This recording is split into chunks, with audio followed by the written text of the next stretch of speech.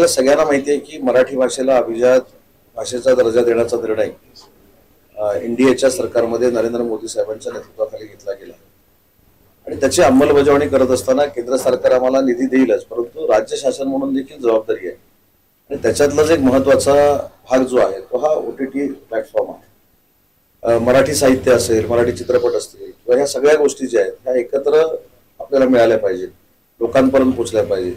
आणि आमचं जे ब्रीद आहे की मराठी भाषेचं जतन, संवर्धन, प्रचार आणि प्रसार आता आधुनिक पद्धतीनं देखील तो केला पाहिजे. आपण पुस्तकातनं साहित्य वाचायला देतोच आहे, ती वाचन संस्कृती वाढण्याचा आपण प्रयत्न करतोच आहे.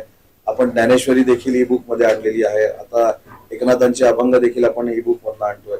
परंतु हे सगळं करत असताना OTT प्लॅटफॉर्म हा आंतरराष्ट्रीय स्तरावर एक महत्वाचा भाग आता बनलेला आहे आणि तो माझ्या मराठी भाषेला मानणाऱ्या मराठी तरुण तरुणींनी केलाय हे माझ्या दृष्टीने अतिशय महत्वाचं आहे. आणि त्यांच्या आयडियाज घेऊन हा OTT प्लॅटफॉर्म आम्ही पुढे नेतोय आणि त्याच्यामध्ये आम्हाला नक्की यश येईल. आणि त्या OTT प्लॅटफॉर्मचं नाव देखील अभिजात मराठी असं आहे. जगभरात जे मराठी नागरिक राहतात त्यांची तिकडे जी नवीन पिढी निर्माण झाली, नवीन मुलं इकडच्या भाषेमध्ये शिकतात, त्यांना मराठी भाषा शिकण्यासाठी मला तर असं वाटतं की पालकांनी देखील जबाबदारी घेतली पाहिजे, कारण ते महाराष्ट्रातलेच लोक आहेत, त्यांनी आपल्या मुलांना शिकवलं पाहिजे. काय अडचणी असेल तर आम्ही देखील ऑनलाईन शिकवू. या सगळ्या गोष्टीमध्ये मराठी भाषेचं संवर्धन असेल, मराठी भाषेचे आमचे जे शब्द आहेत जतन, संवर्धन, प्रचार हे आपल्यापासून आपण सुरुवात केली पाहिजे. आणि म्हणून मी सांगितलं की प्रशासकीय व्याख्या की असं एक पुस्तक मला आज दिलं, जर आपण सगळ्यांनीच वाचलं तर त्याच्यामध्ये मराठी भाषेचं काय आपण पुढे जाऊन केलं पाहिजे, त्याची वृद्धी कशी केली पाहिजे, ती समृद्ध कशी केली पाहिजे हे त्याच्यामध्ये आहे. आणि त्याचाच एक ऍडव्हान्स जो भाग आहे म्हणजे OTT प्लॅटफॉर्म आहे. वेब्स कार्यक्रमाचा पंतप्रधान नरेंद्र मोदींनी उद्घाटन केलं, महाराष्ट्र पॅव्हिलियनला देखील त्यांनी भेट दिलेली आहे. मी नरेंद्र मोदी साहेबांना दोन अर्थानं धन्यवाद देतो की मराठी भाषेला अभिजात भाषेचा दर्जा मिळाल्यानंतर पहिला महाराष्ट्र दिनाच्या निमित्तानं ते महाराष्ट्रामध्ये आहे.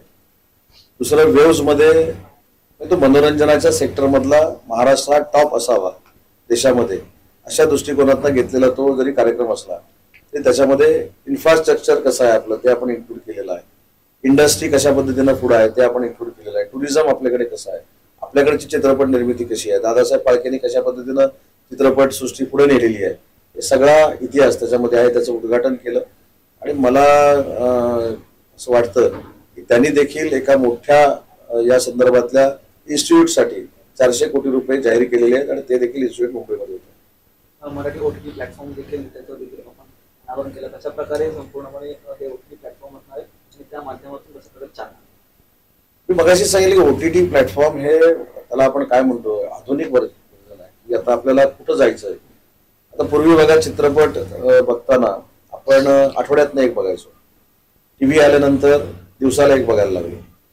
आता पिकअप शेडवर जरी जो कोण उभा असेल तो हेडफोन घालून काहीतरी बघत असतो.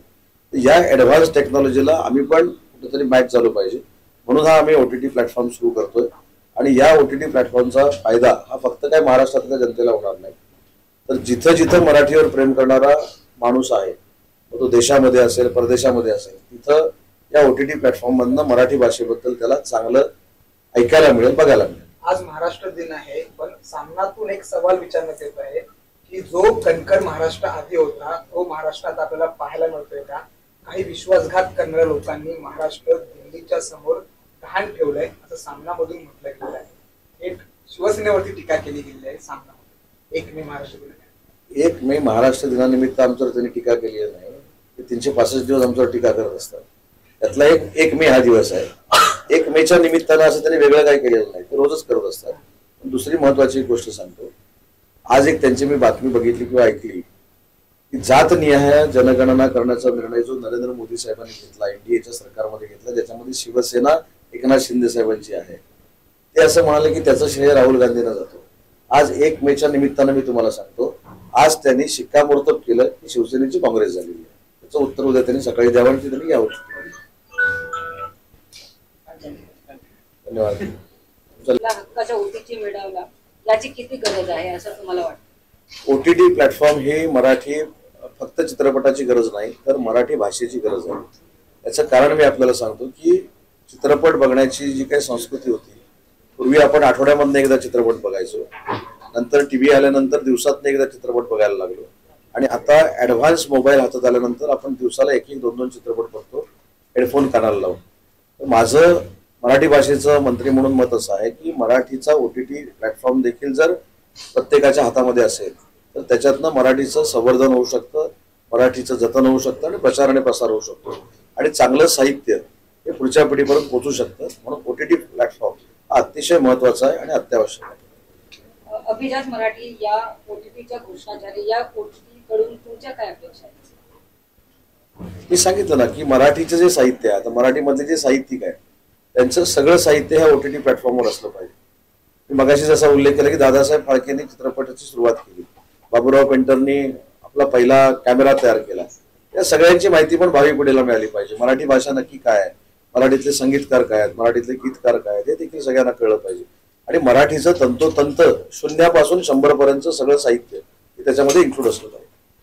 अभिजात मराठी या OTTच्या मराठी सिनेमांना आपल्या हक्काच्या व्यासपीठ मिळेल असं तुम्हाला वाटतं? तर मला असं वाटतं की OTT प्लॅटफॉर्म हा फक्त मराठी चित्रपटात मर्यादित असतो. त्याच्यामध्ये सगळं साहित्य असलं पाहिजे.